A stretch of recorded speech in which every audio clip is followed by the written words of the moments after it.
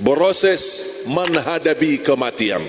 Kemungkinan besar mati, kemungkinan kecil masih punya umur.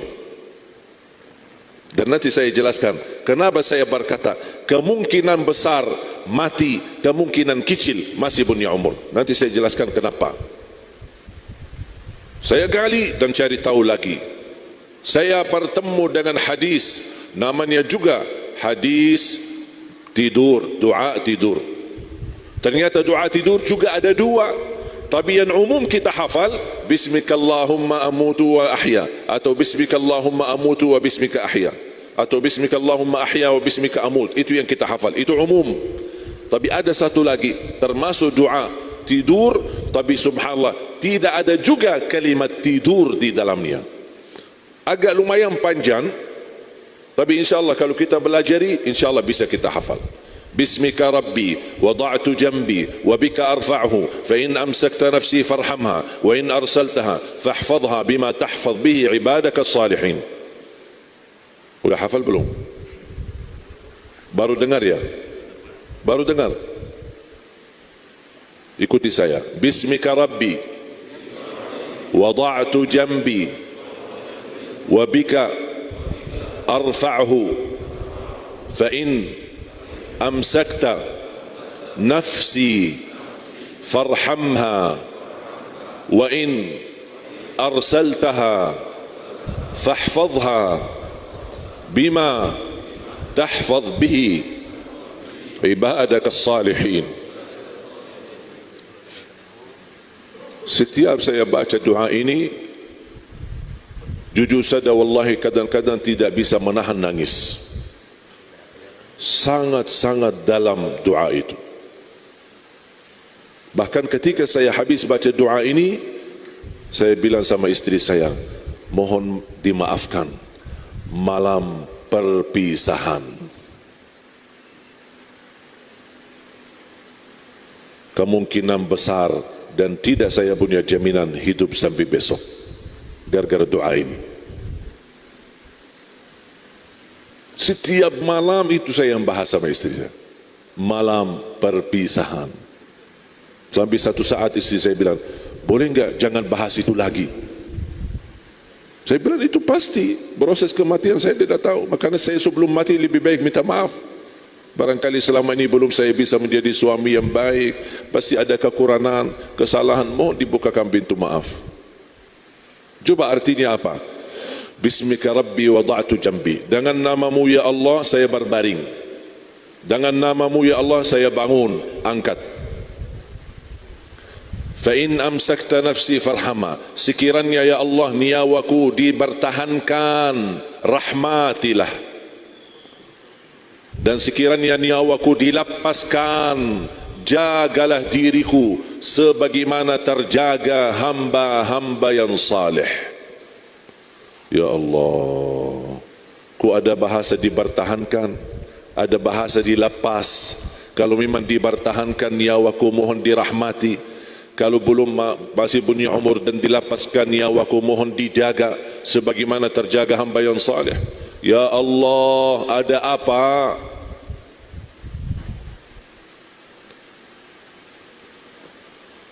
Itu yang kita selalu tanamkan kepada semua orang di bawah pimpinan kami penghafal Al-Quran, supaya mereka tahu dan merasakan keindahan doa dan Al-Quran ketika mereka baca.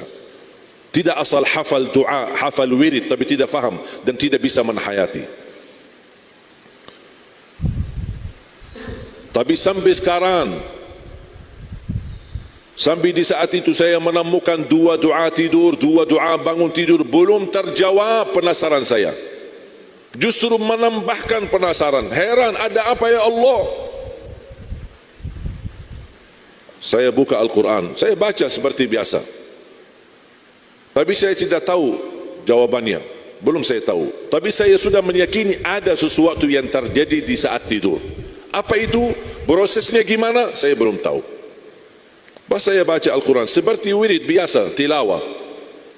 Saya kan punya wirid tilawah untuk khatam, tujuannya untuk khatam. Saya baca biasa-biasa saja sampai surah Az-Zumar. Saya baca dari Al-Baqarah, setiap hari ada berapa, saya terus sampai satu saat saya baca surah Az-Zumar. surah 39 ayat 42. Pas saya baca,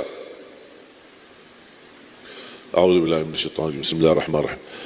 Allahu yatawaffal anfusa hina mautiha wallati lam tamut fi manamiha فيمسك التي قضى عليها الموت ويرسل الأخرى إلى أجل مسمى إن في ذلك لآيات لقوم يتفكرون.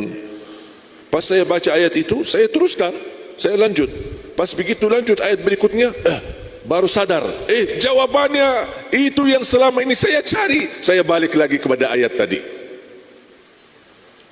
Simpan surah 39 Az-Zumar ayat 42. Kalau boleh fotokopi ayatnya serta terjemahannya, simpan di dinding kamar. Setiap malam terjadi peristiwa ini, mudah-mudahan bisa menyadarkan setiap malam proses menghadapi kematian. Kemungkinan besar mati, kemungkinan kecil masih hidup. Kenapa saya bilang kemungkinan besar mati, kemungkinan kecil masih hidup? Ayatnya itu menjawab. Ada Quran terjemah? Mohon Quran terjemah. Atau ada yang di HP-nya ada terjemahan Al-Quran? Bisa siapa MC-nya boleh, atau siapa yang berkenan baca terjemahannya?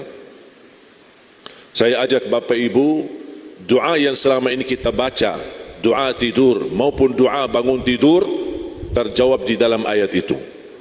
Surah Az-Zumar 39 ayat 42. Ada MC-nya?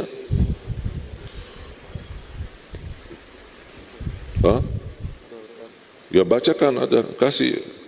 Ada ketemu? Ada mic, kasih mic.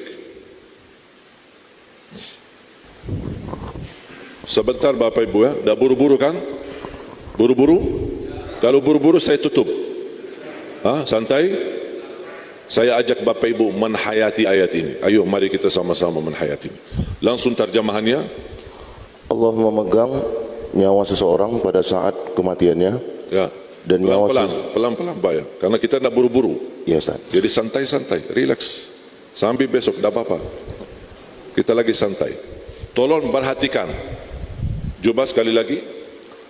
Allah memegang nyawa seseorang pada saat kematiannya. Allah memegang nyawa seorang pada saat kematiannya. Jelas? Berarti kalau kita meninggal dunia, yang memegang nyawa kita siapa? Allah. Sudah jelas. Tak perlu dijelaskan lagi. Tak perlu dibahas lebih panjang lagi. Tapi coba ada satu lagi kejadian.